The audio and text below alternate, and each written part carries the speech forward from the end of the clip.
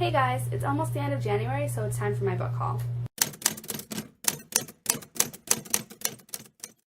I bought a lot of books in January because I hadn't bought books for about 2 months before then, so I went a little bit crazy. I'm not going to show you all of the books that I bought in January. If you would like to see all of the books that I bought, let me know and I will make a second video with the rest of the books. These are the books that I bought that I am most excited about, or that I'm most excited to share because I've heard really good things about them.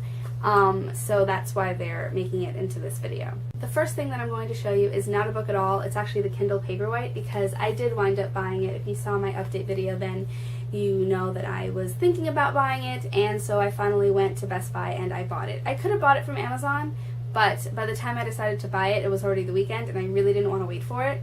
So I just went to Best Buy, and the only one that they had was the Wi-Fi one with the ads in it. So I've already read 2 books on it, and I really liked reading on it. I also have a Nook, so I'll probably make a video talking about both and comparing them and contrasting them because I have a Nook tablet, so that's different from the Paperwhite.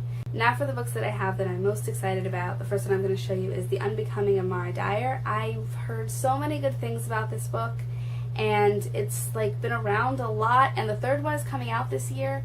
So I went on Amazon and I saw that they had the paperback on sale and also the second book on sale. So I bought both of them, and I'm really excited to read it. I don't understand what's going on in the book. I have no idea what the books are about. I've just seen like little quotes here and there, but I do like the covers. I think that they're pretty and they're also creepy, and I don't understand why they're in water at all. I don't get it. It's about a girl whose friends die in like some sort of accident. I think it's a car accident.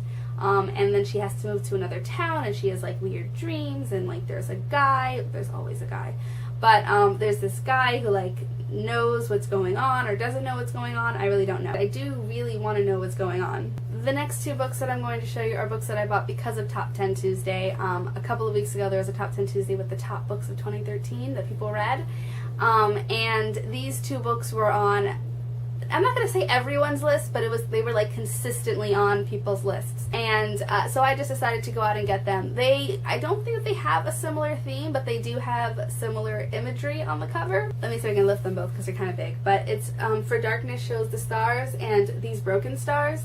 They both have stars on the cover and girls in dresses and stars in the title. So yeah, so I got both of them because so many people were saying that they really loved it. I know that this is like a futuristic retelling of Persuasion by Jane Austen, which is a Jane Austen book that I haven't read, and a part of me feels a little bit bad reading this book without reading Persuasion first, but I don't know how long it'll take me to read Persuasion because classics always take me just a little bit longer to read. So I'm just going to read this one first, but I've heard really good things about it, and so I'm excited about reading it.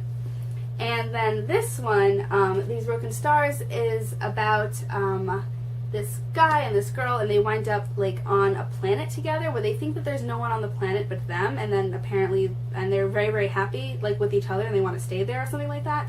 And they find out that they're not actually alone.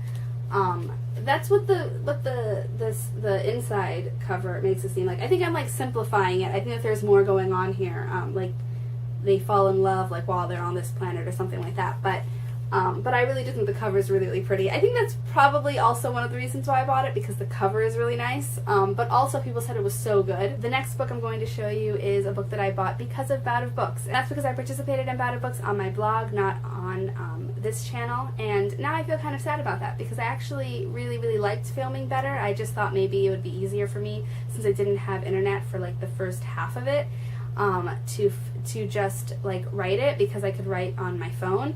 I really missed out on the experience of making videos during the weeks. But anyway, this book, I bought it because I saw a lot of people reading it during Bout of Books, and also someone posted, I can't remember who it was, but someone posted on Instagram like what book should they read next, and like a bunch of people said this one, so that's pretty much why I bought it. It's Pawn by Amy Carter.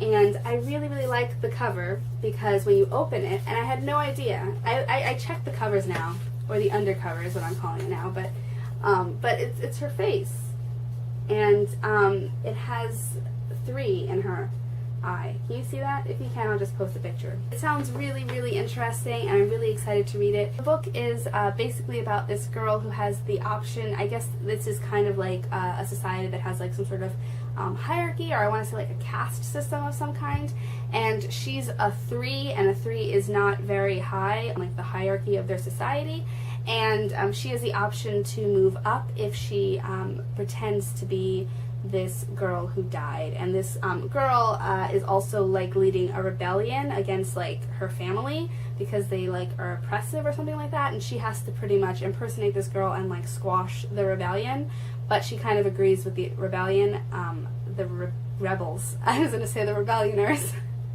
The rebels. She agrees with the rebels. And so she's kind of in a difficult situation. It sounds really good, and a lot of people seem to like it. The next book that I'm going to talk to you about is a book that I don't have on me. It's actually a book that I've already read, and I bought The Impossible Knife of Memory by Laurie Halse Anderson. And I really like her books, at least her YA books. I think I've read all of them at this point. And so I really like them, and so I was really excited to read it. I actually finished it last night, and it was really, really good. I really liked it, and I'm going to make a review for it. I'm not sure if I'll do a video review for it or not, but it will definitely be in my wrap-up, and I'll talk more about it then.